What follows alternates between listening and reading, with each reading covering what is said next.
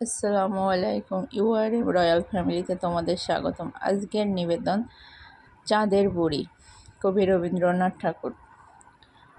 এক যে ছিল চাঁদের কোনায় চরকা কাটা বুড়ি, পুরাণে তার বয়স লেখা 700,020।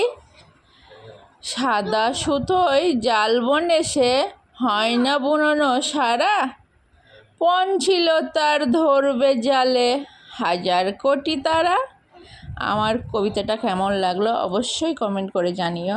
আর যদি ভালো লাগে আমার কবিতাটা, একটা সাবস্ক্রাইব করে দিও প্লিজ প্লিজ প্লিজ। আজকে এইটুকুই, আল্লাহ হাফেজ।